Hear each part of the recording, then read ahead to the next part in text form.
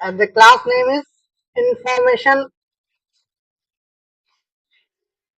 of IT systems. Like हम यहाँ पे इंट्रोडक्शन ऑफ आईटी सिस्टम के जो हमारे लेक्चर सीरीज चल रहे हैं, उस लेक्चर सीरीज में आज हमारा लास्ट क्लास है और इस लास्ट क्लास में हम ये चीजें डिस्कस करेंगे। लाइक जो आपके सिलेबस के अकॉर्डिंग जो डिजाइन किया गया है हमारा करिकुलम, उसके बिहाफ पे हम आज एक्सप्लेनेशन देखेंगे और कुछ इंपॉर्टेंट टॉपिक्स, कौन कौन से टॉपिक्स आ सकते हैं उनके बारे में जानेंगे। और उसके अलावा भी हम कुछ और भी लर्निंग्स करेंगे और कुछ नया अपडेट, नए क्लास की अपडेट को भी आज देखेंगे। ठीक है, तो आज का क्लास जो रहने वाला है वो आपके 5th यूनिट यानी कि लास्ट यूनिट में रहने वाली है, जिस टॉपिक का नाम है बेसिक ऑफ इंफॉर्मेशन सिक्योरिटी।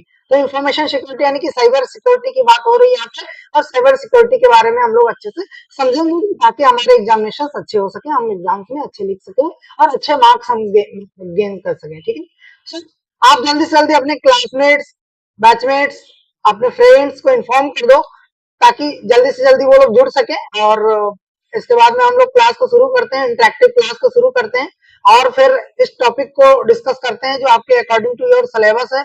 और सिलेबस यहाँ पे हमने देखो ओपन कर दिया है, जस्ट ये रहा आपका सिलेबस। और इस सिलेबस में आपको बेसिक ऑफ इंफॉर्मेशन सिक्योरिटी यानी कि साइबर सिक्योरिटी की बात हो रही है, तो साइबर सिक्योरिटी समझेंगे अच्छे से। तो इंट्रोडक्शन टू सिक्योरिटी सिस्टम क्या होता है, सिक्योरिटी क्या होता है, क्यों जरूरी है और क्यों क्यों होना चाहिए, किस किस टाइप की सिक्योरिटीज होती हैं। फिर सिक्योरिटी में थ्रेड्स क्या होते हैं यानी कि वायरस डिटेक्शन थ्रेड्स जो किसी डेटा को चोरी करते हैं या डिस्ट्रॉय करते हैं वो। और फिर डिटेक्शन एंड प्रिवेंशन के बारे में देखेंगे और फिर देखेंगे इंडियन साइबर लॉज कैसे काम करती हैं और इस पे इंडियन साइबर लॉ कैसे वर्क करती है। ठीक है, तो इसके बारे में हम लोग आज लोग बहुत अच्छे से जानेंगे। फिर आपको वेट करते हैं और लोगों को आप इन्फॉर्म कर दो जल्दी से जल्दी क्लास को जुड़े, क्लास को ज्वाइन करें और फिर इसके बाद में हम क्लास को शुरू करते हैं।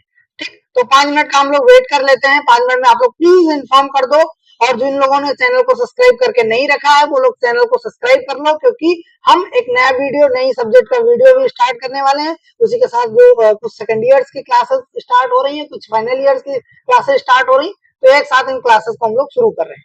ओके, लेक्चर सीरीज जल्दी से जल्दी आप लोग ज्वाइन करो और फिर इसके बाद में हम क्लास शुरू करते हैं।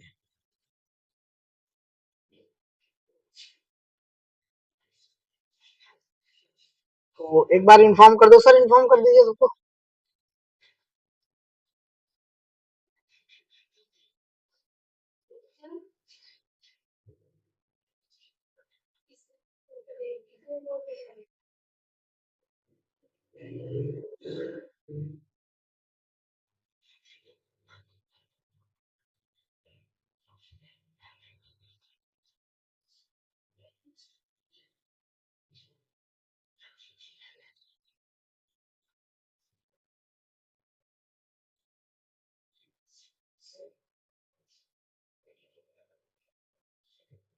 सो जैसे कि आप लोगों को पता है कि ये जो क्लासेस चल रही हैं वो आपके अकॉर्डिंग टू योर सिलेबस है और ये सिलेबस आपके बीटीयूपी बोर्ड के द्वारा दी गई है। तो हम बस आपके सिलेबस के अकॉर्डिंग आपको पढ़ा रहे हैं और फिर इसमें हम डिस्कस भी करें कि कौन से इंपॉर्टेंट क्वेश्चन हैं जो कि आपके एग्जाम्स में आने वाले हैं या एग्जाम्स में आ सकते हैं। ठीक, उसकी एक प्रोडिक्शन हम लोग देखते आ रहे हैं। सो बेसिकली ये जो यूनिट है, यूनिट 5 लास्ट यूनिट है और बेसिक ऑफ इंफॉर्मेशन सिक्योरिटी के बारे में हम यहाँ पे डिस्कस करने जा रहे हैं, जहाँ पे basic of introduction of cyber security हम लोग जानने जा रहे हैं। तो इंफॉर्मेशन सिक्योरिटी क्या होती है, सबसे पहले ये समझते हैं what is information security. Information security क्या होती है, कैसे काम करती है, इनके बारे में जान लेते हैं, इसको समझ लेते हैं हम लोग। इंफॉर्मेशन सिक्योरिटी जो होती है वो बेसिकली इंफॉर्मेशन होती है उन क्या करता है, सिक्योर बनाता है। हमारी जो इंफॉर्मेशन हम सिक्योर बनाने का काम करता है। हमारा कोई भी इंफॉर्मेशन है जो भी कंप्यूटर के रिलेटेड हमारा इंफॉर्मेशन है उसको सिक्योर करने के लिए हम इंफॉर्मेशन सिक्योरिटी का यूज करते हैं। तो ये इंफॉर्मेशन सिक्योरिटी का अर्थ है कंप्यूटर सिस्टम, नेटवर्क सॉफ्टवेयर या डेटा अनऑथराइज्ड एक्सेस अगर कोई लेता है या अनऑथराइज्ड एक्सेसिबिलिटी वहां पे कोई अवेलेबल है या कोई मिसयूज हो रहा है किसी डेटा का, या कोई डेटा डैमेज हो रही है, कोई डेटा लॉस हो रही है, कोई डेटा चोरी हो रही है यानी कि डेप्थ हो रही है, चोरी हो रही है, तो उसकी सुरक्षा करने का काम किसका होता है, इंफॉर्मेशन सिक्योरिटी का होता है। यानी कि ये जो सिक्योरिटी सिस्टम होती है ये हमको सुरक्षा प्रदान करती है। They gives to security to us, alright. तो इससे हम सिक्योरिटी देते हैं। अब कोई भी अनऑथराइज एक्सेसिबिलिटी है अगर, तो उसको भी सिक्योर करेगा। तो हमारा कौन सिक्योर करेगा? इंफॉर्मेशन सिक्योरिटी सिक्योर करेगी। अगर कोई मिसयूज हो रहा है डेटा का, डेटा लीक की जा रही है, चोरी की जा रही है, तो उसको भी कौन सिक्योर करेगा? तो उसके लिए इंफॉर्मेशन सिक्योरिटी जो क्या करेगी, किसी चीज को सिक्योर करेगी। ओके, अब हम बात करते हैं कि आज के टाइम में जो इंफॉर्मेशन है वो क्या है, क्योंकि हमने एक दिन आपको बताया था कि व्हाट इज डेटा, तो हमने बताया था data is all over survival, है नहीं? क्यों बताएगा?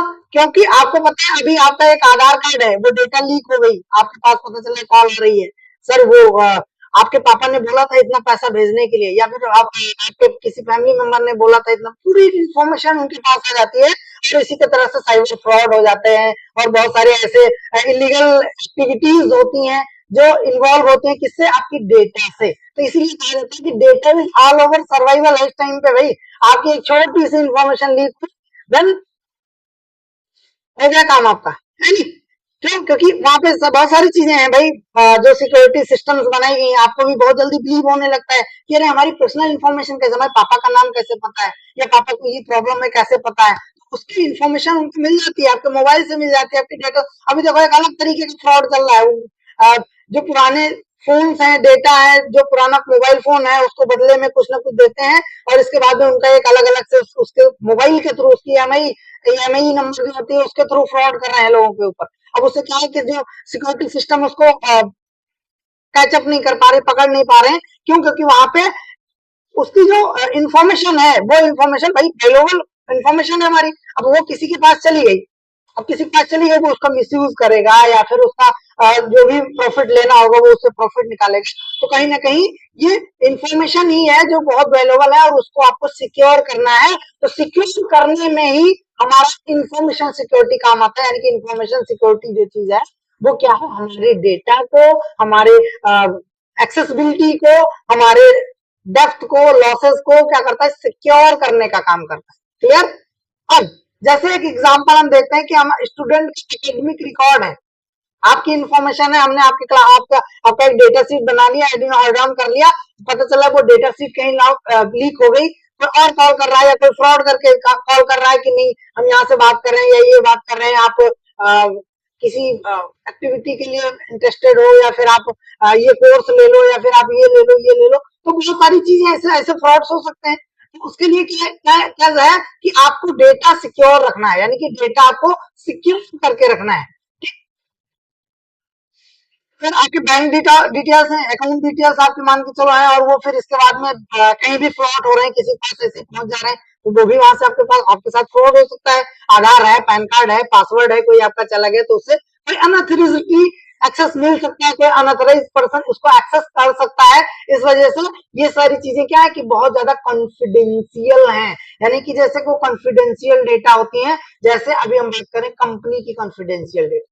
अब हमारी कॉन्फिडेंशियल डेटा क्या हो सकती है कि हमारे पास लाइक डेटा बेसेस हैं, और उन डेटा बेसेस में हमने बहुत सारे क्लाइंटल के डेटा रखी हुई, इंफॉर्मेशन रखी हुई है, उन्हीं सॉफ्टवेयर में डेटाबेस में रखी हुई है, वो डेटा अगर लीक होगी तो क्या होगा? हमारी लीड्स, हमारी इंफॉर्मेशन वहां तक चली जाएंगी, है नहीं? तो अब इन सब डेटा को सिक्योर करने के लिए ही इंफॉर्मेशन सिक्योरिटी बनाई गई, यानी कि हमारी हमारी इंफॉर्मेशन को सिक्योर रखने के लिए बनाया गया है नहीं? अगर ये इन्फॉर्मेशन गलत व्यक्ति के हाथ में चली जाए तो क्या होगा भाई? आपका फाइनेंशियल लॉस होगा, यानी कि आपके पास आपके साथ साइबर फ्रॉड हो सकता है। एक अवेयरनेस है, उसके साथ क्या हो सकता है? आपके साथ साइबर फ्रॉड हो सकता है, पर्सनल हार्मफुल हो सकता है। भाई आपने देखा होगा आपकी डेटा कैसे लीक होती, चोरी हो जाती घर पे, कैसे होती? देखो वो सही है कि हम बढ़िया सा घूम रहे हैं गोवा में और बढ़िया सेल्फी लिया, सेल्फी लेने के बाद में हम उसको वहां पे एक्सप्लोर कर रहे हैं कि आई एम इन गोवा। अब समझ रहा है कोई फैमिली, कोई भी ऐसा मेंबर है जो जान रहा है कि ये न्यूक्लियर फैमिली है या ऐसे लोग हैं, इतने लोग हैं, फोटो में आ रहे हैं, बाहर घूम रहे हैं, इनके घर पे तो कोई है नहीं, हाँ वहां पे चोरी हो गई। कहीं ना कहीं तो इंफॉर्मेशन है जो आपकी लीक हो रही थी, इससे आपके पर्सनल हार्मफुल हो सकते हो, दैट मीन पर्सनल एबिलिटीज वहां पे हो सकता है, डेप्थ हो सकती है, आप कोई घर का चोरी हो सकता है, कोई भी सामान या लॉक टूट सकता है, गाड़ी चोरी हो सकती है, बहुत सारी चीजें हो सकती है ना। क्यों? क्योंकि you have shared your information on social media. अब इन्फॉर्मेशन क्यों इम्पोर्टेंट है? क्योंकि भाई ये आपकी कॉन्फिडेंशियल डेटा थी और आपने इसको लीक कर दिया। अब उससे आपके साथ साइबर फ्रॉड हो सकता है। तो क्या क्या हो सकता है सर? फाइनेंशियली लॉसेस हो सकते हैं सर, पर्सनल हार्मफुल, आपको बहुत पर्सनली हार्मफुलनेस मिल सकती है, कोई आपके साथ दुर्घटना घट सकती है नहीं? अभी देखो आपने कोई इन्फॉर्मेशन दी कि हम यहाँ पे घूम रहे हैं, आप पता चल रहा है आजकल चल नहीं रहा है स्नैपचैट, स्नैपचैट, हाँ स्नैपचैट। अब हम उससे हमको वीडियो बना के वहां पे स्नैपचैट पे डाल दे रहे हैं। अब उससे क्या है कि हमारी लाइव लोकेशन पता चल जा रही है, किसी को पर्सन को पता चल जा रहा है कि कहाँ घूम रहे हैं, क्या कर रहे हैं। हो सकता है आपका कोई दुश्मन है नहीं, आपके साथ मिसहैपनिंग हो सकती है। अब इन सब चीजों के को ही हम किसमें रखते हैं? तो इंफॉर्मेशन सिक्योरिटी के अंदर रखते हैं। और ये आप बहुत अच्छे से जानते हो, एग्जाम में कम से कम 8 पेज भर के आओगे, है नहीं? ठीक है, और भर के आओगे हमें पता है। अब हम बात करते हैं कि ये इंफॉर्मेशन सिक्योरिटी जरूरी क्यों? जाहिर सी बात है कि जब हम अपनी इंफॉर्मेशन को चोरी होने से, यानी कि अपनी डेटा को चोरी होने से बचा लेंगे, तो क्या होगा कि हम हमारे साथ जो मिसहैपनिंग होने वाली है, जो हमारे साथ दुर्घटना होने वाली है, वो नहीं होगी, है नहीं? तो इन्फॉर्मेशन जरूरी क्यों है भाई? इन्फॉर्मेशन सिक्योरिटी क्यों जरूरी है? क्योंकि डेटा चोरी से बचाने के लिए, कंप्यूटर सिस्टम को सुरक्षित रखने के लिए। आप भाई मलवेयर्स हैं या कोई भी वायरसेस हैं, और अगर आ जा रहे हैं हमारे कंप्यूटर में, आ जा रहे हैं, और उसकी वजह से हमारे कंप्यूटर को कोई इफिशियंसी यानी कि कोई इफेक्ट हो रहा है, तो उससे क्या होगा कि हम अपनी डेटा को सिक्योर नहीं कर पाए। अब जब डेटा ही नहीं सिक्योर है तो क्या होगा कि आपके साथ भाई ऑनलाइन फ्रॉड्स हो सकते हैं, साइबर क्राइम हो सकते हैं। और इन सबको रोकने के लिए ही सिक्योरिटी सिस्टम जरूरी है। इन्हीं सब चीजों को रोकने के लिए सिक्योरिटी सिस्टम जरूरी है। तो क्या लिखोगे आप? डेटा चोरी करने के लिए आप बढ़िया से एक हेडिंग डालोगे, उसमें बढ़िया से प्रॉपर लिखोगे कि आप, हमारी इंफॉर्मेशन है, पर्सनल इंफॉर्मेशन है, डेटा है, उसके बाद में हमारी जो एक्टिविटीज है, डेली एक्टिविटीज है, हमारी डेली एक्टिविटीज के साथ साथ जो जो हमारे साथ घटनाएं होती हैं, उनको हम जो है कहीं पे अपनी इंफॉर्मेशन को शेयर नहीं करेंगे। और ये सब जरूरी क्यों है? क्योंकि हमको एक सिक्योरिटी बनानी है, हमको सिक्योर करना है अपनी चीजों को, और सिक्योर करने के लिए चीजों को हमें इंफॉर्मेशन सिक्योरिटी जरूरी है कि हमारी इंफॉर्मेशन यानी कि हमारा जो इंफॉर्मेशन है उसको सिक्योर कर सके। क्लियर? इंफॉर्मेशन सिक्योरिटी होती है सर, ये कितनी टाइप की होती है? तो इधर ये 3 टाइप की है, वैसे तो 3 टाइप की है। तो फर्स्टली क्या है, यहाँ पे एक CIA मॉडल बोलते हैं, जिसको हम CIA मॉडल का जो मेन उद्देश्य होता है वो क्या है कि 3 भागों में बांटा गया है CIA को। और इसमें क्या है कि इसमें अलग अलग प्रिंसिपल्स का यूज किया गया है, अलग अलग प्रिंसिपल यानी कि अलग अलग नियम्स का यूज किया गया है, और उन रूल्स के बिहाफ पे हम अलग अलग सिक्योरिटी सिस्टम मेंटेन करके रखते हैं। ठीक है, अब जैसे पहला है क्या है, कॉन्फिडेंशियलिटी होनी चाहिए, मतलब हमारी डेटा को, जो कॉन्फिडेंशियलिटी डेटा है उसको ऑथराइज पर्सन जो ऑथराइज पर्सन है वही देख सके। कहने का मतलब हमने बच्चे के इन्फॉर्मेशन दी, और वो बच्चे का इन्फॉर्मेशन इधर उधर नहीं जाना चाहिए, केवल हमारे स्टाफ तक जाना चाहिए, और स्टाफ के बाद में कहीं इधर उधर लीक नहीं होना चाहिए। तो ये क्या है कि हमारी कॉन्फिडेंशियल डेटा है, हमने किसी से कोई बात की, कोई भी डील क्लोज की, और उस डील को हमने बताया कि इतने में ये डील क्लोज हो रही है, तो उसको हमने कॉन्फिडेंशियली रखा कि हमने जो ऑथराइज पर्सन है, यानी कि हमारा क्लाइंट हो गया, और हमारा एम्प्लॉय जो हमारा ट्रस्टी एम्प्लॉय, एम्प्लॉय में भी कौन सा ट्रस्टी एम्प्लॉय है, उसको हमने इन्फॉर्मेशन दी, तो वहीं तक वो इन्फॉर्मेशन रहेगी, दैट इज कि आपकी कॉन्फिडेंशियली डेटा सिक्योर है ऑथराइज पर्सन के साथ। फिर आ गया कि एग्जाम्पल के लिए देखो, स्टूडेंट का रिजल्ट है भाई, रिजल्ट है, केवल स्टूडेंट का रिजल्ट कॉलेज अथॉरिटी ही देख सकता है, यानी कि आप देख सकते हो, स्टूडेंट देख सकता है, या कॉलेज अथॉरिटी ही देख सकती है। क्यों? अब वहां पे जाके कोई भी नहीं डाल सकता, आपका रोल नंबर होना चाहिए, फिर वहां पे पासवर्ड होना चाहिए, और बहुत सारी चीजें होनी चाहिए, तो फिर आप रिजल्ट देख सकते हो। ठीक है, अब सिक्योरिटी सिस्टम की ब्याह पे बनाया जाता है, कुछ ऐसे भी होते हैं कि आपने एनरोलमेंट नंबर डाल लो, आ गया, है नहीं? तो वो सब सिक्योर नहीं है ना, आपकी भाई आपकी पर्सनल डेटा क्यों दिखाना, या फिर क्यों देख सकता है कोई और, है नहीं? तो उसके लिए क्या होता है कि हमको सिक्योरिटी सिस्टम डेवलप करनी पड़ती है। ऐसी साइट्स होती है ना, आप लोग बहुत अच्छे से परिचित हो, वहां डालते हो और पता चला रिजल्ट ओपन होके आ गया सबका। हाँ, तो ये सब तो भाई सिक्योर नहीं है ना, हमारी चीजों को हमें पर्सनल चीजों क्यों दिख सकते? हाँ, हम चाह रहे हैं तो हम दिखा सकते हैं, हम उसको शेयर कर पा रहे हैं, ऐसे ऐसे डायरेक्टली तो भाई कोई नहीं देख सकता ना। हाँ, मतलब ये होता है कि आपकी अनुमति के बिना कोई भी किसी डेटा में चेंजेस ना कर सके, मॉडिफिकेशन ना कर सके। इंटीग्रिटी का अर्थ है डेटा के बिना अनुमति के चेंजेस ना किया जा सके। जैसे आपके बैंक में आपका मोबाइल नंबर अपने आप कोई अपडेट नहीं कर सकते। आपके लिए क्या करना होगा कि आप प्रॉपर उसमें एप्लीकेशन लिख के दोगे ब्रांच मैनेजर को कि सर ऐसी इश्यूज हैं या ऐसी चीजें हैं, हमारा मोबाइल नंबर ये अपग्रेड करना है। फिर वो आपकी सिग्नेचर को वेरीफाई करेगा VM यानी कि ब्रांच मैनेजर, और आपके सिग्नेचर को वेरीफाई करने के बाद आपकी चीजों को, आपके आधार को, सारी चीजों को वेरीफाई करेगा, फिर आपका मोबाइल नंबर चेंज होगा। तो किसी परमिशन के ब्याह पे चेंजेस हो रहे हैं। इंटीग्रिटी का मतलब ये होता है कि आपके बिना परमिशन की कोई भी इंफॉर्मेशन चेंजेस नहीं कर सकते हैं। जैसे आपकी मार्कशीट है और आप उसमें खुद चेंजेस नहीं कर सकते, कौन करेगा भाई? आपका कॉलेज करेगा, बोर्ड करेगा, यूनिवर्सिटी करेगी, जो भी अथॉराइज्ड पर्सन होगा वो करेगा। और उसके भी नियम है कि इतने दिन तक अपडेट होगी डेटा, फिर इसके बाद में डेटा नहीं अपडेट होगी, उसको रोक के रखा जाएगा। भाई आपकी इन्फॉर्मेशन कैसे अपडेट कर दी जाएगी? एग्जाम जब फिर होगा तो फिर से डेटा अपडेट करने के लिए वहां पे पोर्टल ओपन किया जाएगा। तो ये है, इसमें आती है कि आपकी एबिलिटीज, अवेलेबिलिटी कितनी है आपकी। एबिलिटी होता है, इसका नाम से ही पता चला ना, अवेलेबिलिटी। अवेलेबिलिटी का अर्थ होता है कि जरूरत के समय डेटा सिस्टम को, जो आपका डेटा है उसको क्या क्या रखे, सिक्योर करके रखे, आपकी डेटा को उपलब्ध करके रखे, यानी कि एट अ टाइम वहां पे आपके डेटा को अच्छे से रखे कि ताकि आपको कभी भी डेटा की जरूरत हो, अवेलेबिलिटी उसकी अवेलेबल हो, भाई जब लॉग इन करें तो हमको डेटा मिल जाए। जैसे हमारा फेसबुक है, हम जाते हैं खोलते हैं, वहां पे हमारे पड़े हुए पूरी डेट बना हुआ है, डेटा सीट बनी हुई है, और वो डेटा सेट हट नहीं सकती है। क्यों? क्योंकि वो अवेलेबल है। भाई हमें पता है जब भी हम लॉग इन करेंगे हम डाउनलोड कर लेंगे अपना फोन। ईमेल है, हमें पता है कि हम जब लॉग इन करेंगे तो हम लॉग इन करके वहां से पूरी इंफॉर्मेशन कलेक्ट कर लेंगे, है नहीं? तो ये क्या है कि एबिलिटी जो है उसकी अवेलेबिलिटी है वो मेंटेन होगी। जैसे आपके कॉलेज में आप फॉर्म भरते समय कॉलेज की वेबसाइट अच्छे से काम करनी चाहिए। समझ से बात को? हाँ, बहुत अच्छे से समझ गए होगे। ठीक, पता चल रहा है कि वहां पे फॉर्म भर रहे हैं और वेबसाइट लटकी पड़ी है। हाँ, तो ऐसी चीजें नहीं होनी चाहिए, उसकी अवेलेबिलिटी होनी चाहिए, वहां पे अवेलेबल होना चाहिए, जब चाहो तब उसको एक्सेस कर सको।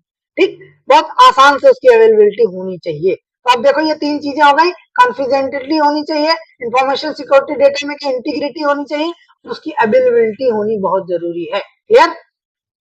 अब देखते हैं सिक्योरिटी थ्रेड्स। तो थ्रेड्स का मतलब ये होता है कि सिक्योरिटी थ्रेड्स में जो आपके प्रोग्राम्स होते हैं, कंप्यूटर्स होते हैं, कंप्यूटर के जो डेटा होते हैं उनको नुकसान पहुंचाता है। भाई थ्रेड क्या करता है? थ्रेड का काम ये होता है, अच्छा थ्रेड ना समझो आप ये समझो वायरस। वायरस क्या करता है? आपके डेटा को डैमेज करेगा, थ्रेड बोलते हैं। वो थ्रेड्स क्या होते हैं कि छोटे छोटे मॉलिक्यूल्स ऑफ डेटा होते हैं जो क्या होते हैं अपनी आपकी इंफॉर्मेशन को करप्ट करने का काम करते हैं। जैसे बहुत सारी सिस्टम्स में आपने देखा होगा, आप कंप्यूटर में देखा होगा आपने, वहां पे बहुत सारे वायरसेस मिलते हैं। वो वायरसेस सिक्योर करने के लिए वहां पे हम लोग एंटी थ्रेड का यूज करते हैं, यानी कि एंटी वायरसेस का यूज, है ना? वह स्थिति है जहां पे प्रोग्राम या कंप्यूटर नेटवर्क के कोई भी डेटा को नुकसान पहुंचा देता है। भाई ये क्या करता है? नुकसान पहुंचाता है। अब नुकसान पहुंचाता है, जो थ्रेट क्या करता है? डेटा को चोरी कर सकता है, सिस्टम को क्रैक कर सकता है, और क्या कर सकता है भाई? आपके ऊपर फाइनेंशियल लॉसेस भी बना सकता है। अब फाइनेंशियल तरीके को यहाँ पे आप बढ़िया से बढ़ा चढ़ा के भी लिख सकते हो कि भाई आपके साथ साइबर फ्रॉड हो सकता है। क्यों? क्योंकि आपकी इन्फॉर्मेशन गई है वहां पे, जो आपकी इन्फॉर्मेशन गई है तो वहां से क्या होगा कि आपके साथ साइबर फ्रॉड हो सकता है। ठीक, साइबर फ्रॉड के साथ साथ फाइनेंशियल लॉसेस कौन कौन से हो सकते हैं? भाई आपका डेटा लॉस हो गया, वो भी एक फाइनेंशियल ही है। भाई कोई भी मान के चलो क्लाइंट का हमने प्रोजेक्ट रखा हुआ है और आया एक थर्ड, बोला चाचा क्या हाल, और निपटा दिया, है नहीं? तो अब क्या होगा कि वहां पे डेटा चली गई, क्लाइंट कह रहा है कि भैया हमको डेटा दो, यूपीटर ने हमारे साथ ये किया, हमें ये किया, हमारे को डेटा नहीं दिया। तो वहां पे काम करती है आपकी सिक्योरिटी सिस्टम, जिसको हम एंटी थ्रेड यानी कि एंटी वायरसेस बोलते हैं, आपके डेटा को सिक्योर कर, यही से उत्पन्न होती है, यानी कि जनरेट होती है कौन सा? इंफॉर्मेशन सिक्योरिटी, यानी कि जो हमारा इंफॉर्मेशन है, जो हमारा डेटा है, उसको सिक्योर किया जाए, उसको अच्छे से लेवल सिक्योर करके रखा जाए। समझ गए? अब सिक्योरिटी थ्रेड जो होता है वो अलग अलग तरीके, भाई थ्रेड का मतलब ये होता है कि जो हमारे फाइल्स को नुकसान पहुंचाए, या मतलब जो ऐसी चीज है जो हमारी चीजों को नुकसान पहुंचा सकती है। सबसे पहले क्या आता है? उसको हम बोलते हैं वायरस, और सब लोग जानते हो पहले से, है नहीं? बहुत सारे वायरस है, ऐसे ऐसे वायरसेस भी आए कंप्यूटर के लिए जो हमारी चीजों को बहुत डिस्टर्ब किया उन्होंने। अभी देखा होगा आपने, अभी तो विंडोज ने दे दिया है डिफेंडर वगैरह जो फ्री ऑफ कॉस्ट दे दिया है, आप अपलोड करते, पहले डेटा बहुत करप्ट होता था। अभी आपने देखा होगा पेन ड्राइव में वहां पे एक फोल्डर बन के सिस्टम वैल्यू इन्फॉर्मेशन, अब उसके अंदर देखो अलग अलग तरीके के फाइल मिलेंगे, ऐसे नहीं मिलेंगे। जब आप बैड फाइल को एक्टिव करोगे और वो बैड फाइल वहां पे दिखेंगे कौन कौन सी फाइल्स अवेलेबल है। ठीक, तो है कि हम लोग तो कॉलेज टाइम में बहुत वायरसेस बनाए हैं ऐसे बैड फाइल से, है नहीं? तो वो सब क्या करते हैं? वो सब हमारी चीजों को करने का काम करते हैं। सिक्योरिटी फाइल्स को डैमेज करता है, स्लो कर देता है। देखिए कि वायरस वायरस हो जाती है कंप्यूटर में तो आपका सिस्टम स्लो चलने लगता है, सर वो रिस्पॉन्स नहीं कर रहा है। बहुत सारे बच्चे ट्रेनिंग वगैरह के लिए आते हैं, देखे पता चला कि वो बहुत पुराना पुराना रखे, बहुत सारे वो जिनका पेन ड्राइव था उनका लगा दिए तुरंत, जहां से लाए डेटा लाए तुरंत लगा दिया पेन ड्राइव। अब क्या कि उसमें जो वायरसेस थे वो उनके कंप्यूटर में पहुंच गए, वो कनेक्ट हो गया। फिर जैसे ही होता है कि धीरे धीरे धीरे धीरे सिस्टम स्लो होने लगता है। अब स्लो होने लगता है तो वहां पे विंडोज फॉर्मेट करो या फिर आप उसमें कोई एंटीवायरस डालो, इतनी सारी चीजें ऐड करने के बाद में ये चीजें फिर से कॉर्पोरेट हो पाती, फिर से चल पाती। अब जैसे जो हमारा वायरसेस होता है वो कैसे फैलता है भाई, इन्फेक्टेड पेन ड्राइव से फैलता है। इन्फेक्टेड मतलब उसमें पहले से पेन ड्राइव है, आपने पोर्टेबल लगाया, भैया जैसे लगाया वो वायरस सीना से पहुंच गया, ठीक। अब पहुंच गया तो भाई इन्फेक्ट करेगा, इन्फेक्ट करेगा, इफेक्ट करेगा तो फाइल्स करप्ट करेगा। जो फाइल्स करप्ट होगी तो आपकी इन्फॉर्मेशन करप्ट होगी, फिर उससे क्या होगा कि आपका जो इन्फॉर्मेशन सिक्योरिटी है वो लॉस में जाएगा, यानी कि वो खराब हो जाएगा, नष्ट हो जाएगा, ठीक। तो अब ईमेल अटैचमेंट भी होता है, बहुत सारे ऐसे ईमेल आते रहते हैं भाई, जहाँ पे हम वायरस और ऐसी मलवेयर को थ्रेड्स को ऐड कर देते हैं अपने अटैचमेंट के साथ में, और जैसे ही आप ईमेल खोलते हो पता चला वो डाउनलोड हो गया आपके सिस्टम में, काट से, ठीक। डाउनलोड हो गया तो भाई वो नुकसान करेगा। तो क्रोम और इन सब लोगों ने बहुत सिक्योर कर दिया, वहां पे आप अलाउ करोगे तभी ऐसे फाइल्स आएंगे, बट पहले इतनी सिक्योरिटीज नहीं थी। ईमेल से वो लोग वायरस देने से होता नहीं था, मूवी भी देखते थे कि डिजिटल सिक्योर करने के लिए, कर्प्ट करने के लिए वहां पे मेल कर दिया किसी ने, और वो मेल में उन्हें छोटा सा बैट फाइल ऐड करके दे दिया, वो फाइल जैसे ही पहुंची मेल पे आपका computer crash, all over final, है नहीं। तो ऐसे बहुत सारे एक्सेसिबिलिटी हम लोग भी कर सकते हैं, ऐसा नहीं है, ठीक है। उसके लिए आपको हैकिंग या फिर आप स्किल्स में जा सकते हो, अलग अलग चीजों में जाते हो, वहां भी क्या होता है कि हम एक फाइल बना के डाल दी, वहां से हमको इन्फॉर्मेशन कलेक्ट होकर आ गई, पता चला कि आपकी इन्फॉर्मेशन लाइव वहां पे डेटा दिख रहा है, भाई क्या वीडियो चल रहा है, क्या ऑडियो चल रहा है नहीं।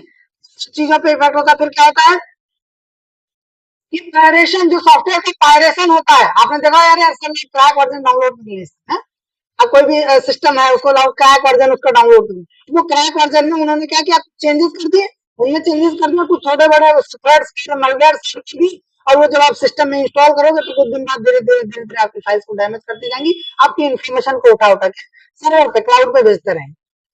अब उसको भाई आपकी इन्फॉर्मेशन क्लाउड पे जाएगी, वहां पे जाएगी, दूसरा आदमी देखेगा, उसका मिसयूज करेगा, और आपके साथ फाइनेंशियल लॉसेस हो सकते हैं, यानी कि साइबर फ्रॉड भी हो सकता है, ठीक। और हो सकता है कि पेन ड्राइव लगाने के बाद कंप्यूटर स्लो हो जाता है, भाई इसका भाई एक एग्जांपल है कि पेन ड्राइव लगाने भी अब मलवेयर्स भी होता है। इसका जो दूसरा पार्ट है वो सिक्योरिटी थ्रेड्स का क्या है, मलवेयर।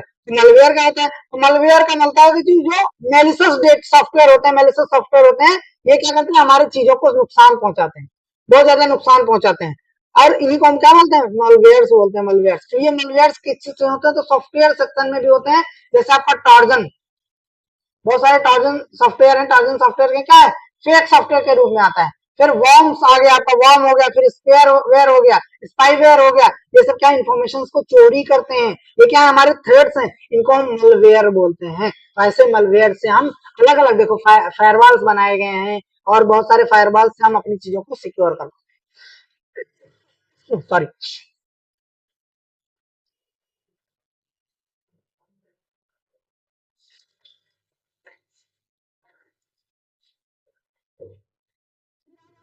हैकिंग।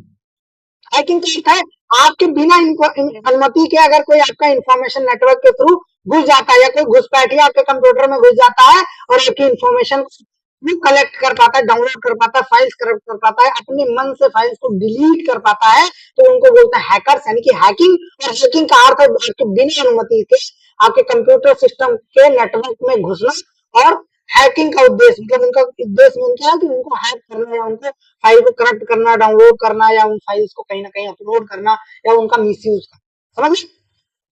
अब इसका ये पार्ट किसका है, ये पार्ट है हमारे सिक्योरिटी थ्रेड्स का, सिक्योरिटी थ्रेड में भी आपका हैकिंग आता है। हैकिंग का उद्देश्य क्या है कि आपके डेटा को डेप्थ करना, यानी कि आपके डेटा को चोरी करने का काम होता है। पासवर्ड चुराना भाई ये भी क्या है, हैकिंग का काम है, और सिस्टम को कंट्रोल करना ये भी किसका काम है, हैकिंग का काम है।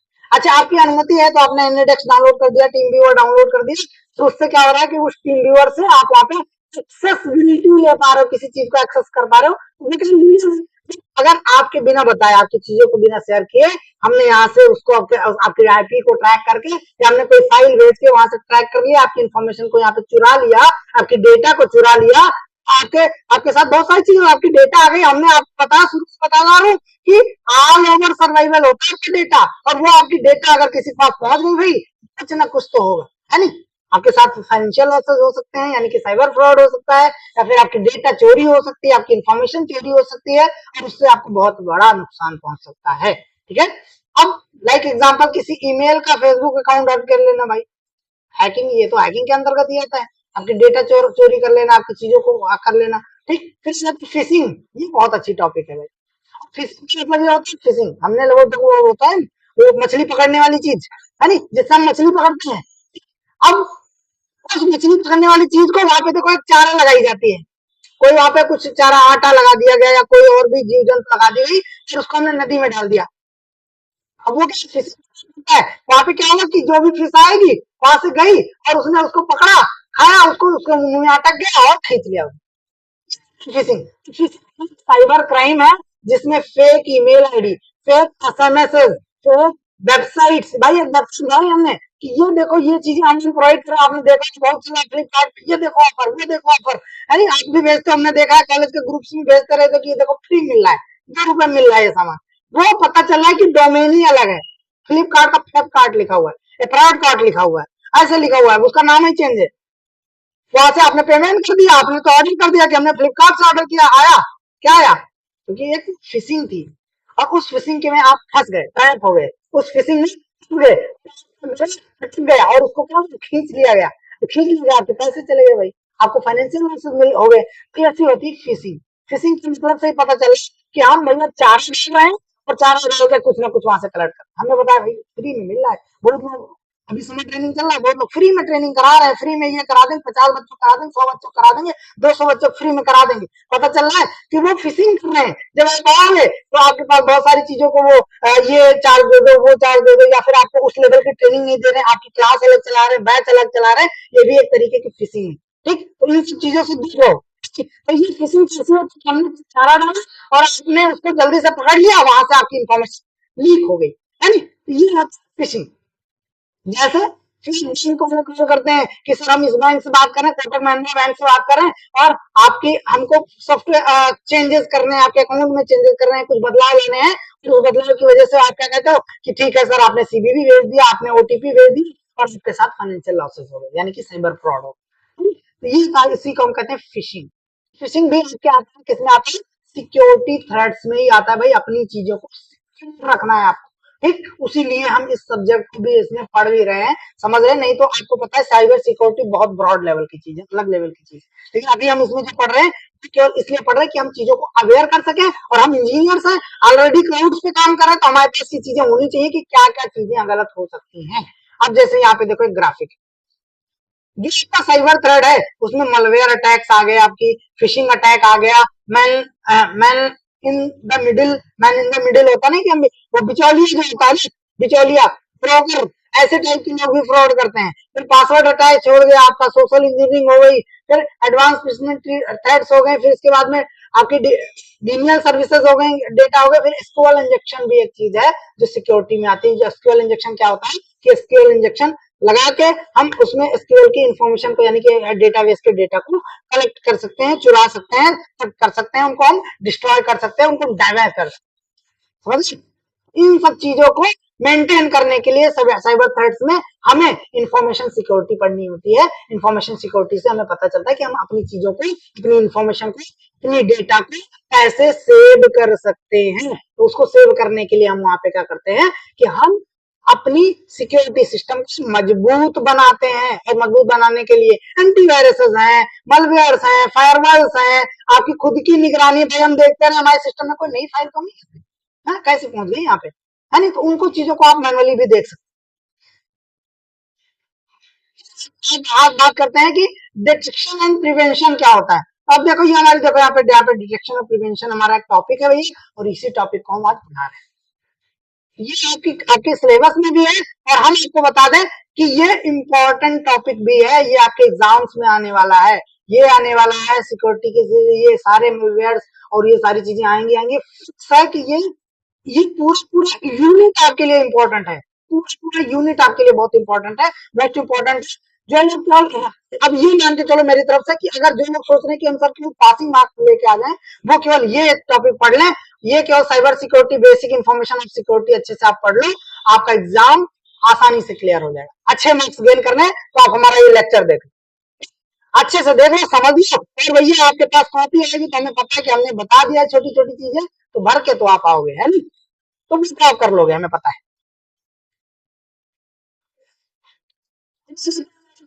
कि detection and prevention of security threats, कि हम सिक्योरिटी थ्रेट्स को कैसे डिटेक्ट कर पाते हैं, कैसे हम पकड़ पाते हैं। तो डिटेक्शन का अर्थ है सिक्योरिटी थ्रेट्स को समय रहते पहचान लो भाई।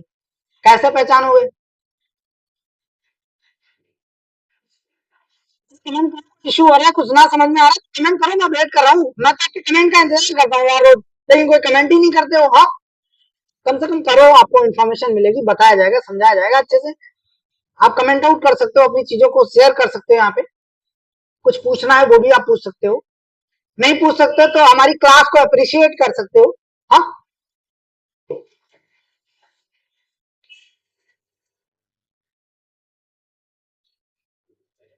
प्रिवेंशन से पता चला है कि बचाव रख रखाव का काम है, बचाव का काम है। डिटेक्शन से पता चला है कि हम किसी चीज को डिटेक्ट कर पाते हैं, किसी भी चीजों को हम डिटेक्शन में ला सकते हैं, किसी चीज को हम डिटेक्ट कर पाते हैं। ठीक, तो डिटेक्शन के लिए हम यहाँ पे क्या कर सकते हैं कि हम चीजों को डिटेक्ट कर पाते हैं भाई, स्कैनिंग करेंगे, बेसिकली स्कैन करेंगे, अपने मैनुअल स्कैनिंग करेंगे। हमने कहा ना कि रेगुलर हम चेक भी करते हैं, हमारी फाइल में तो नया फाइल हमने तो रखा नहीं भाई, यहाँ पे ये इस नाम का फाइल या बैट नाम का फाइल या सिस्टम वैल्यू इन्फॉर्मेशन नाम की फाइल कहाँ से आ गई, कैसे आ गई। ठीक, तो अब उसके लिए हम यहाँ पे यूज करते हैं। अब डिटेक्शन का अर्थ होता है, डिटेक्शन का मतलब होता है that the mean of detection we are identify that thread on way of time, like हमें कुछ नुकसान होने से पहले हम उसको पहचान लें, स्कैन कर लें। तो अब इसमें डिटेक्शन के तरीके क्या क्या है? एंटीवायरस स्कैन होता है भाई, ये देखो यहाँ पे एंटीवायरस है, ये देखो आ गया। अब ये एंटीवायरस हमारा है, इसमें आप देखो चीजों को स्कैन कर सकते हो भाई। यहाँ पे आप प्रोटेक्शन स्कैन में गए, आप कोई स्कैन कर सकते हो, आपको मेलवेयर्स जो होंगे वो सारी चीजें यहाँ पे दिख जाएंगी। तो ये आपकी डिटेक्शन आ गया। अभी पूछ रहे थे कि सर कंप्यूटर का फुल फॉर्म क्या होता है। ठीक, कंप्यूटर की फुल फॉर्म देखो, बेसिकली उसमें सी से कॉमनली होता है, जहाँ पे हम कॉमनली किसी डिटेक्शन को यूज करते हैं, लाइक किसी लाइक कॉमनली यूज होता है, फिर ऑपरेट करते हैं उसको, ओ से ऑपरेशन होता है, मशीन होता है, एम से मशीन होता है, फिर पर्टिकुलरी यूज होता है नी, यूज इन या यूज के लिए यूज होता है, यू फॉर, फिर टी फॉर आ जाता है आपका टेक्निकल, है नी, टेक्निकल थ्रेड्स हो गए, ट्रेड हो गया, ट्रेडिंग हो गई, टेक्निकल ट्रेडिंग मतलब किसी तरीके की टेक्निकल ट्रेडिंग, तो वो टेक्निकल एजुकेशनल और फिर रिसर्च। तो कंप्यूटर का होता है कि common operating particularly used technical education research. ठीक, तो ये होता है कंप्यूटर का फुल फॉर्म। ठीक है, वैसे मैं आपको इसको पिन भी कर दूंगा और मैं आपको अभी कमेंट में रिप्लाई भी कर दूंगा। ठीक, ऑलराइट। अभी बात कर रहे थे, किसकी बात कर रहे थे? अभी हम बात कर रहे थे कि कंप्यूटर जो हमारा है, हमारा जो स्कैनिंग सिस्टम यानी कि डिटेक्शन सिस्टम है, उसमें हम एंटीवायरस के थ्रू किसी चीज को स्कैन कर सकते हैं।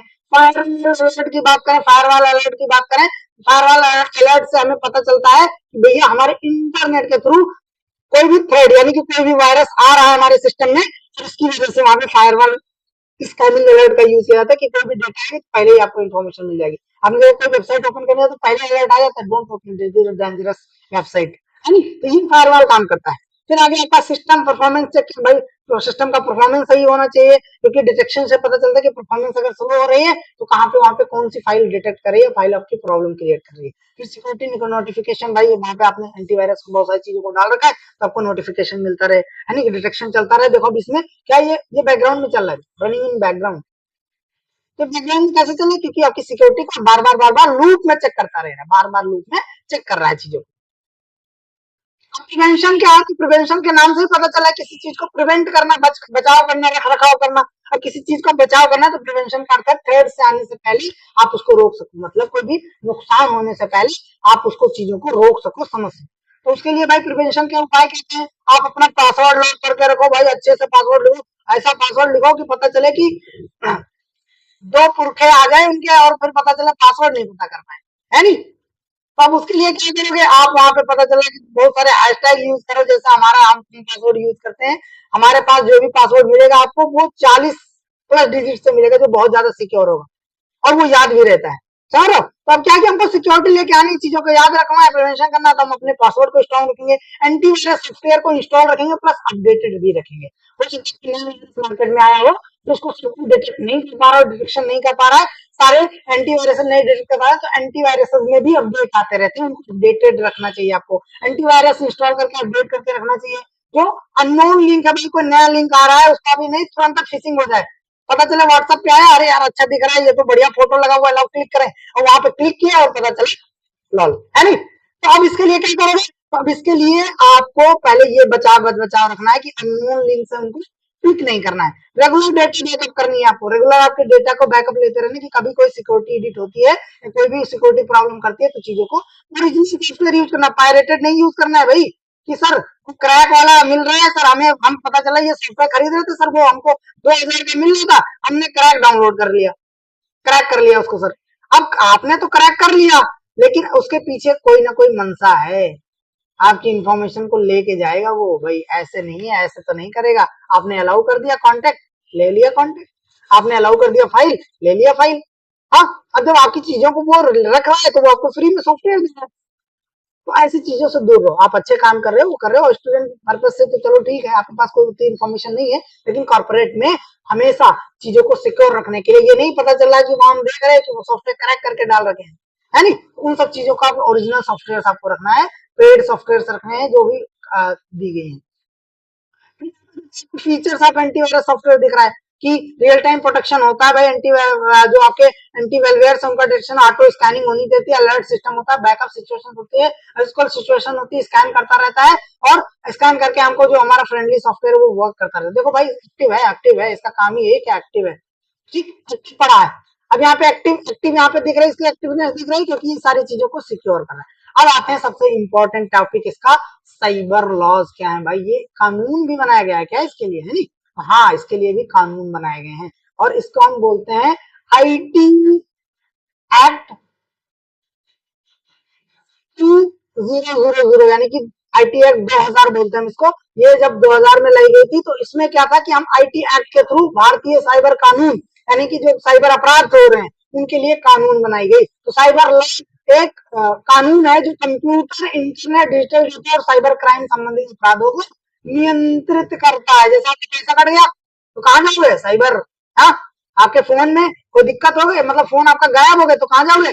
साइबर। तो उसके लिए लॉ बनाई गई है, उसके लिए अलग पुलिस के सिस्टम बनाए गए हैं, और उनके थ्रू आप वहां पे चीजों को ट्रैक किया जा सकता है, उनको वहां पे लाइक उनकी इंफॉर्मेशन को वहां पे ली जा सकती है, वहां पे मेल किया जा सकता है, गूगल से भी इंफॉर्मेशन मंगवा सकते हैं, वो कहीं से भी इंफॉर्मेशन कलेक्ट कर सकते हैं, उनको परमिशन होती है। तो इसको हम बोलते हैं आईटी एक्ट 2000। तो भारत को साइबर क्राइम को रोकने के लिए इंफॉर्मेशन टेक्नोलॉजी एक्ट यानी कि 2000 एक्ट को लॉन्च किया गया, आईटी एक्ट 2000 बोलते हैं, लागू किया गया, जिसमें क्या क्या है, तो इसका उद्देश्य क्या है? सबसे पहले हम किसी कानून का उद्देश्य समझते हैं, अनुच्छेद समझते हैं कि इसका उद्देश्य क्या है। आईटी एक्ट 2000 का मुख्य उद्देश्य क्या है कि साइबर क्राइम को रोकना, ऑनलाइन फ्रॉड्स को रोकना, डिजिटल सिग्नेचर का लीगल जो मान्यता है उनको देना, डिजिटल सिग्नेचर से उनका मान्यता जिनको होगी वही डिजिटल सिग्नेचर यूज करेंगे। जैसे हम लोग डीएससी डिन आइडेंटिफिकेशन के लिए यूज करते हैं, डिजिटल सिग्नेचर, डायरेक्टर सिग्नेचर, ये सब क्या है, सिक्योरिटी में आते हैं। फिर आपका ई कॉमर्स, ऑनलाइन ट्रांजेक्शन वगैरह को सुरक्षित बनाने के लिए पेमेंट गेटवे वगैरह यूज करेंगे, सबको अप्रूवल नहीं मिलती पेमेंट गेटवे का, आईटी एक्ट के अंदर डाला गया है।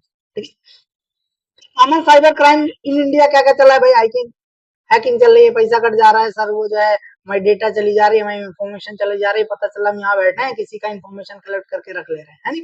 या किसी को हम देख पा रहे हैं कि वो क्या कर रहा है डिफरेंट टाइम पे, है नहीं? फिर आइडेंटिफाइड डेप्थ होता है, ऑनलाइन फ्रॉड्स हो गया आपका, साइबर बाइंग हो गई, ऐसे साइबर बिलिंग जो होती है, बिलिंग्स होती रहती है, या आप वहाँ पे बुलिंग कर रहे हो, है नहीं? कोई भी डेटा का बुलिंग कर रहे हो, आप कोई डेटा जो है वहाँ पे स्टोर करते जा रहे हो अलग अलग डेटा को। फिर आगे आपकी फिशिंग, ये भी किसमें आता है? कॉमन साइबर में आता है भाई। फिशिंग भी बहुत होती है, अरे वो आपके पापा ने बोला था ये डेटा भेजना, ये करना, भाई वो तुम्हारा दोस्त, आपके दोस्त की एक आईडी बन गई, वो आईडी वहां पे मैसेज किया कि यार भाई मुझको पैसे की जरूरत है, हाँ, पता चला आईडी नहीं, आपने नहीं देखा, फिशिंग थी एक तरीके की, हो गया। फिर आते गांव में भी फिशिंग चलती है अभी, वो सामान लेके आएंगे इतना सारा कि ये देखो इसमें ऑफर चल रहा है, ये चल रहा है, वो चल रहा है, और पता चलेगा सामान किसी काम का नहीं था, है नहीं। तो ये फिशिंग ने क्या दिखाया, मजे भाई ये ले लो, ये देखो फोन आईफोन मिल रहा है 5,000 रुपए का आईफोन ले लो। आपने क्लिक किया, ऑर्डर कर दिया कि 5,000 में कल तो आईफोन आ जाएगा 10 प्लस। हाँ, हमारा जो है आईफोन एक्स आ जाएगा अभी तो कल। अब पता चला कि आया नहीं, ऊपर से पैसे चले गए पानी, है नहीं। ये फिशिंग नहीं आता है। फिर साइबर लॉ तो क्या है, तो ऑनलाइन ट्रांजेक्शन को सुरक्षित रखता है। साइबर सिक्योरिटी क्या करती है भाई, साइबर लॉ क्या करता है, जो नियम बनाए गए हैं, कानून बनाए गए हैं, साइबर कानून क्या करते हैं, आपकी चीजों को सिक्योर रखते हैं। डिजिटल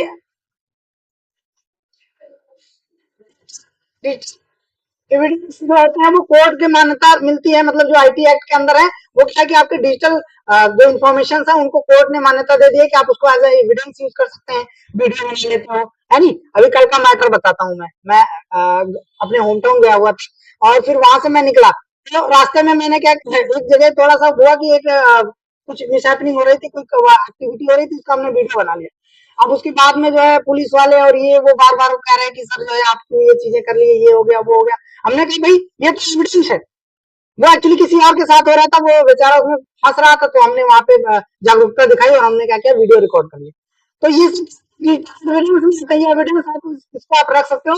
और इसके लिए आईटी कानून बनाई गई है कि आप किसी का भी वहां पे आप किसी भी चीजों को प्रूफ करने के लिए रख सकते हो, इसलिए सीसीटीवी वगैरह के भी चीजों को रिकॉर्ड करके कोर्ट में रखा जाता है, कोर्ट में रखा जाता है, उसको एज अ सबूत के तरीके से यूज किया जाता है।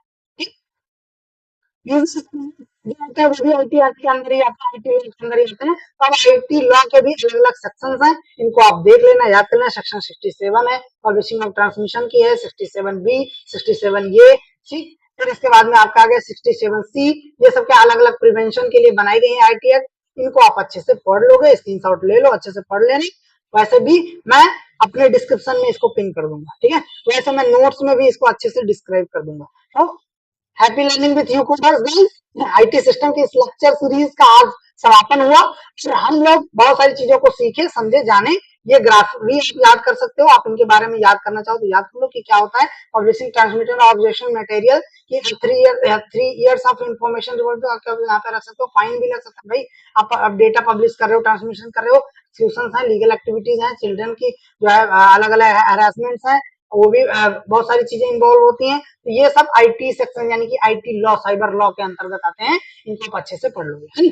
तो हाँ, so happy learning with the you coders. You coders आपके लिए हमेशा अवेलेबल है और बहुत सारी चीजों को हम लोग लाते रहते हैं, बहुत सारी टेक्नोलॉजीज को लाते रहते हैं और नई नई चीजें सीखते हैं, क्योंकि हम लोग एक इंज यानी कि कटिंग एंड टीम है जो आपको अच्छी चीजें मार्केट की दे रहे हैं, बहुत अच्छे ट्रेनिंग भी प्रोवाइड करते हैं। आप लोग जो भी इंटरेस्टेड हो ट्रेनिंग के लिए, वो यू कोडर्स में आके एक अच्छी इंडस्ट्री की चीजें नए लोगों से सीख सकते हो।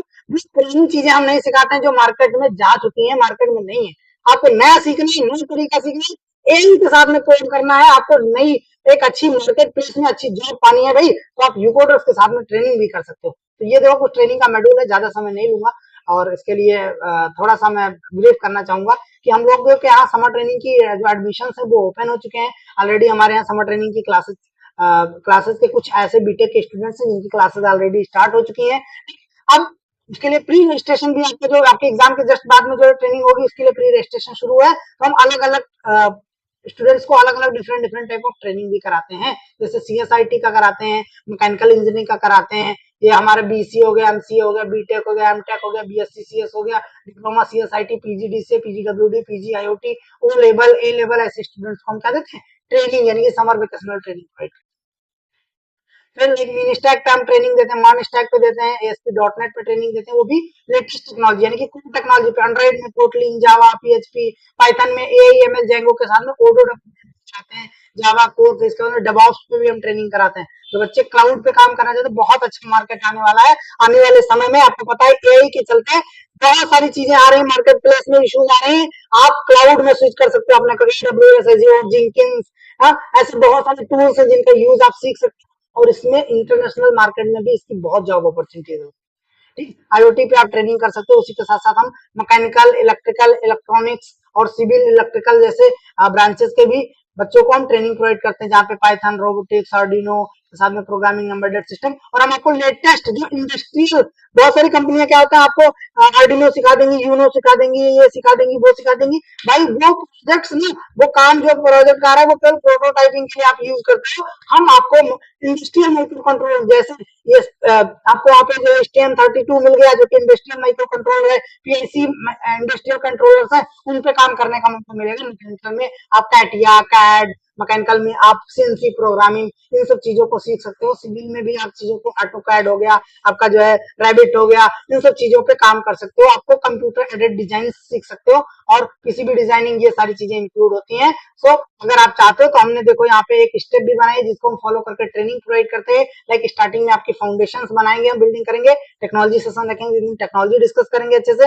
प्रोजेक्ट्स के बारे में भी अवेयर करेंगे, हमारे बड़े बड़े जो प्रोजेक्ट्स चल रहे हैं उनके बारे में अच्छे से अवेयर करेंगे, और भी चीजों पे अवेयर करेंगे। रिकवरी क्लासेस 100% देखो वीडियो रिकॉर्ड हो रही है यूट्यूब पे, आप देखना, मैं जो कह रहा हूँ यहाँ पे वो चीज बिल्कुल ट्रेनिंग में होगी। ठीक है, आप इन सब चीजों को आप कह सकते हो बाद में कि हाँ सर ये आपने बोला और आपने नहीं कराया। ठीक, तो प्रोजेक्ट अवेयरनेस और इन सब में हम सपोर्ट देते हैं। उसके साथ आपको रिकवरी क्लासेस भी दी जाएंगी, स्पेशल डे में सेशंस भी अच्छे खासे रखेंगे, स्पेशल डे में अच्छे खासे यूट्यूबर्स के साथ में हम आपको पर्सनालिटी डेवलपमेंट कराएंगे बहुत ब्रॉड लेवल पे। ठीक है, एक्स्ट्रा एक्टिविटीज में भी कराएंगे, प्रोजेक्ट प्रेजेंटेशन और डिस्ट्रीब्यूशन भी हम कराते रहते हैं। उसी के साथ साथ हम देते हैं आपको लाइफ टाइम ग्रीन कार्ड।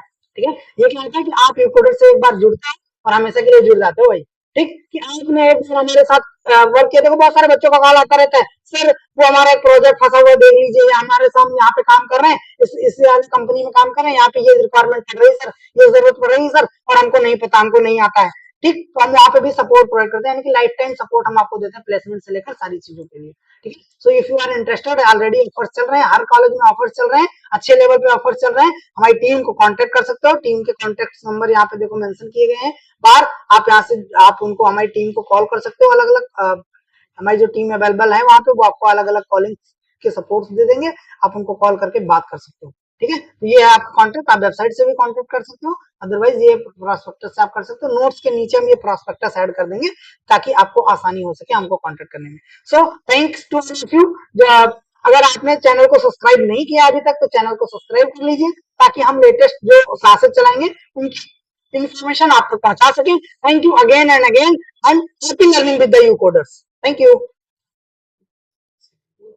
अच्छा, एक इन्फॉर्मेशन और शेयर करनी थी कि हम कुछ क्लासेस चलाने जा रहे हैं, कुछ क्लासेस है कि FEE यानी कि fundamental of electrical and electronics की क्लासेस चलेंगी, इवन फाइनल ईयर की भी क्लासेस चलने वाली हैं।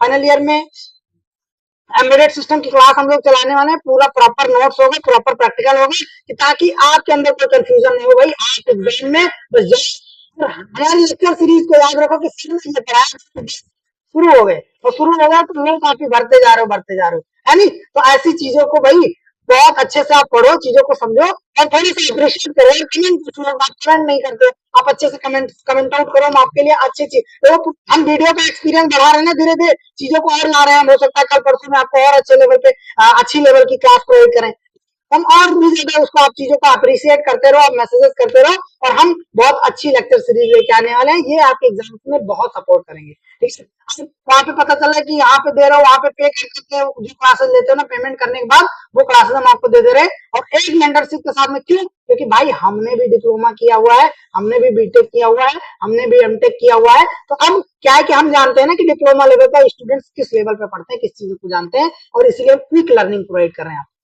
तो आपको जो क्लासेस की डिटेल्स होंगी वो ग्रुप में भेज देंगे। फिर भी बता रहा हूँ कि अगर हमारे ग्रुप से आप लोग नहीं जुड़े हो, आप प्लीज हमारी टीम को कांटेक्ट करके आप ग्रुप में ऐड हो जाओ, ग्रुप में ऐड हो जाओ, जिससे आपको प्रॉपर इन्फॉर्मेशन मिलती रहेगी, और उसकी वजह से आप उसी इन्फॉर्मेशन से आपको बहुत सारी चीजों का बेनिफिट भी मिलेगा। ठीक है, तो यूकोडर्स के साथ में जुड़ने के लिए धन्यवाद, और आप लोग हमारे ग्रुप में जुड़े हो। अभी क्लासेस की इन्फॉर्मेशन जो होगी हम फ्रॉड कर देंगे, और कल से हम नए नए सब्जेक्ट्स जो और भी रह गए हमारे, उन पे हम क्लासेस और डिटेल वीडियो बनाएंगे।